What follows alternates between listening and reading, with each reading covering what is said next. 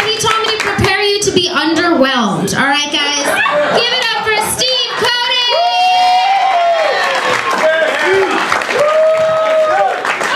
Thank you. A big hand for supermodel Christy Brinkley. Hey, just a couple of quick housekeeping notes. The two single best personal trainers in New York City are in the room tonight. Fitness experts, Mario Godiva and Eric Daniels. Just a heads up to any hecklers, I brought my muscle along. I'm scared. You should be. Be very, very afraid. So everybody prior to me, obviously, I heard the laughter. They were doing a phenomenal job. Yeah. Don't count on that from me. My personal motto is expect less. and you will see. I'll deliver on that promise. I like to keep the bar right where it is. It's all about truth in advertising. And I know a lot about that because I'm a PR guy. That's public relations, not Puerto Rican.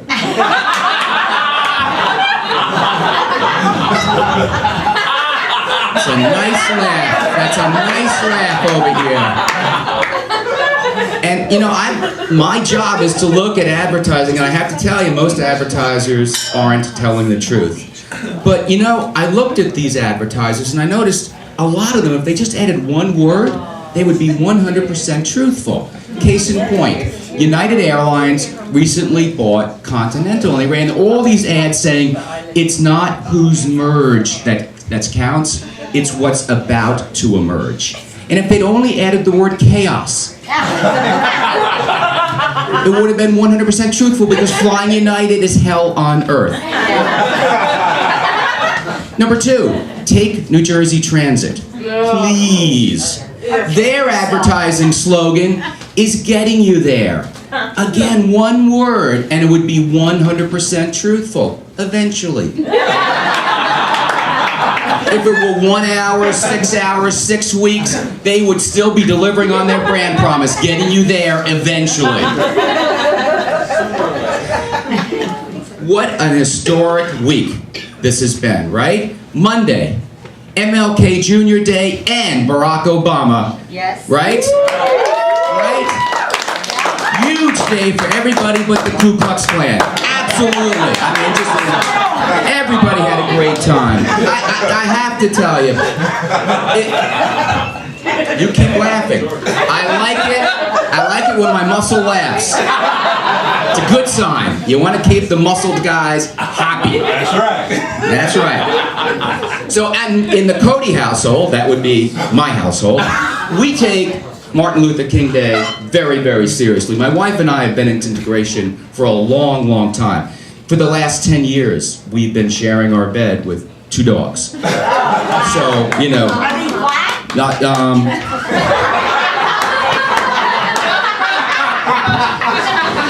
what?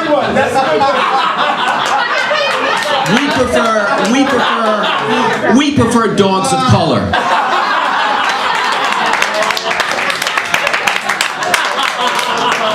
Keep them coming. Keep them coming. Keep them coming. So anyway, yeah, we're sleeping with our dogs, but we still have a long way to go because we have 5 restrooms, and I have to admit, every one of them has a sign that says humans only. Now that's a segregation joke that you may or may not get. In the Deep South, in the 60s, there were restrooms marked white only and colored only. So if you guys don't understand the jokes, stop me and I'll explain the historical perspective. So anyway, thank you for laughing. So anyway, phenomenal stuff. Black president elected for the 2nd time. We've got all sorts of women, gays, Asians, Latinos, serious candidates, right? I still don't think we've gone far enough. I can think of 2 significant sectors of the population completely overlooked in the political process. Number 1, little people. When is the last time you saw a serious midget candidate running for president? I'm serious. I've done my homework. Did you know? I'll bet you didn't know. 3 million people in the U.S. under 2 foot tall. That dwarfs the number of 7-footers. And as I said, I'm a PR guy. You give me a qualified dwarf, I'll get him elected in 2016. I've come up with a couple of mottos for my midget president.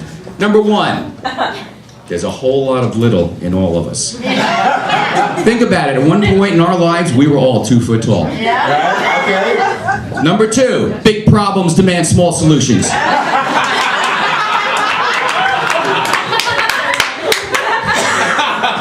I love that laugh. I want that on the laugh track. You should just be a professional laugh track, Mario. But I want a balance ticket. So there's another group that's been overlooked in the political process. Eunuchs. Eunuchs. Are we all familiar with eunuchs? I did my homework. I went to Wikipedia. There are 200,000 eunuchs in the United States, and they all belong to something called the International Eunuchs Association, or the IEA, which I think is the sound they make as their testicles are being sliced off. IEA! And what would my slogan be for my midget eunuch ticket? No shortcuts. Do you guys find yourself waking up at night and thinking, man, if Jesus had had today's technology, what might he have done differently? I started thinking about this, if Jesus could have tweeted in advance, imagine the crowds that would have come to see him perform a miracle. So just imagine if you're following Jesus on Twitter and you get one of these. Walking on water today, 3 p.m., East Shore of Galilee, bring a friend, #flashmob. And think what historians would do with a first-person account from Jesus of something like this. Just cured some dude of leprosy. Who needs Clearasil when the King of Kings is in town?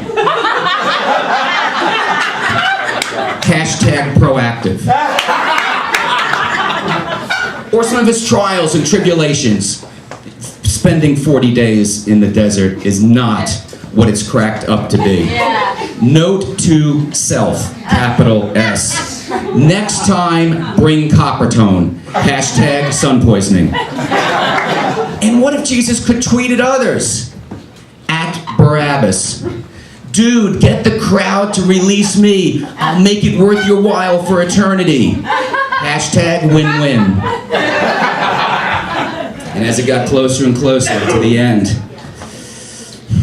I'm starting to have some sketchy feelings about this guy, Judas Iscariot. A penny for his thoughts. #30 pieces of silver. I know. But I'm an altar boy. I'm allowed to say this. I'm allowed to say this. Ordained priest. Are you an ordained priest? Yes, I am. Would you get up and say mass? And a lawyer. A priest and a lawyer. Well, that would come in handy. You could defend yourself. Yes. I like that. It takes a little time, Mario, but she could defend herself. You could sue yourself and defend yourself. Exactly. Yes. You would be plaintiff and defendant. You could judge the whole... It would be a one-person court. Unbelievable. I hate flying. Despise flying. I've always hated flying.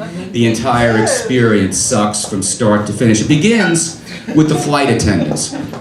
I don't know if you've noticed this, but regardless of their race, creed, color, sexual persuasion, they all share one common trait: rudeness. And tell me if any of the following 3 flight attendant types strike a chord with you. You in the back there, you. Look, I've been telling you, that bag will not fit in the overhead bin. Come on, bring it up here, bring, thank you. You'll never see it again in this lifetime. Number two. People, it's real simple. The sooner you sit and find your seats, the sooner we take off. And my personal favorite, the Nazi flight attendant. You'll turn your attention to the front of the cabin for some important safety demonstrations. Up to and including the 3 millionth time you've been shown how to buckle and unbuckle your seatbelt, yeah? And trust me, mister, we have ways of making you buckle your seatbelt. And then there are the pilots, those line-packed of thieves. The pilots. This is Captain Rogers calling from the cockpit, over. Now, where else would he be? In baggage claim? Right? They always tell you they're in the cockpit. Where else would he be? On that cloud we just passed on the right? I mean, we're not that stupid. Captain Ryle, listen, we've got some good news and some bad news, over. The good news is always bad news, and the bad news is always catastrophic. So, yeah, thanks to some really strong tailwinds, we're going to be arriving a full 30 minutes ahead of schedule, over. Okay. That said, just been in touch with the fine folks at Newark Air Traffic Control, and yeah, they've had to shut down the airport because of some weather, so we're going to be landing in Schenectady. Wanted to thank you again for flying United. We know you have other choices, over.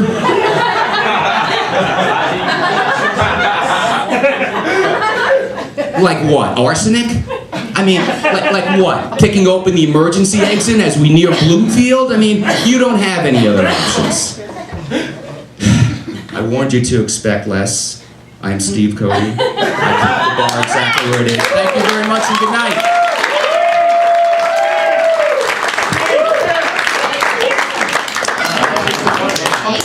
Supermodel Christy Brinkley.